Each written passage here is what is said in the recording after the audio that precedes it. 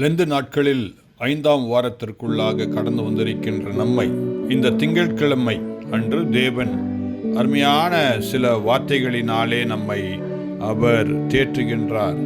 இந்த நல்ல நாளிலும் கூட நம்முடைய தியானத்துக்கென்று தேவன் நமக்கு கொடுத்திருக்கின்ற வேத வசனங்கள் பரிசுத்த யோவான் எழுதின சுவிசேஷம் 8ஆம் அதிகாரம் 1 முதல் 11 வசனங்கள்.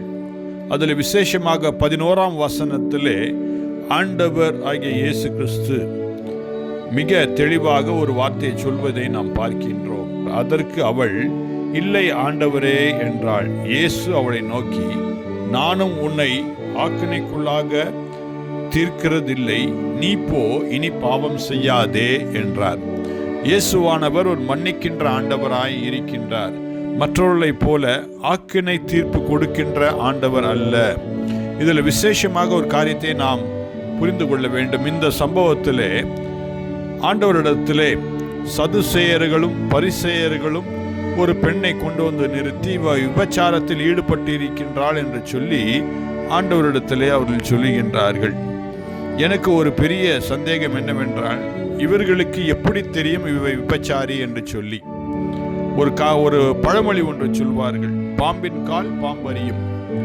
இவள் விபச்சாரத்தில் ஈடுபட்டிருக்கின்றாள் என்பதை அறிந்து கொள்வதற்கு எப்படி ஒரு பெண்ணை போய் விபச்சாரி என்று சொல்ல முடியும்? அப்படி என்றால் இவர்களும் அந்த விபச்சாரியோடு கூட ஈடுபட்டிருப்பதினால்தான் இந்த காரியத்தை அவர்களால் சொல்ல முடியுது.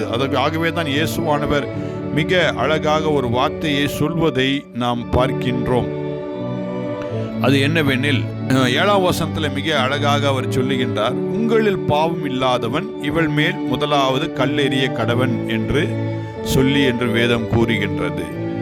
ஆம், என் பிரியமானவர்களே, இந்த லெந்து நாட்களிலே நாம் பரிசுத்தமாய் வாழ்வதற்கு கர்த்தர் நமக்கு உதவி செய்ய வேண்டும்.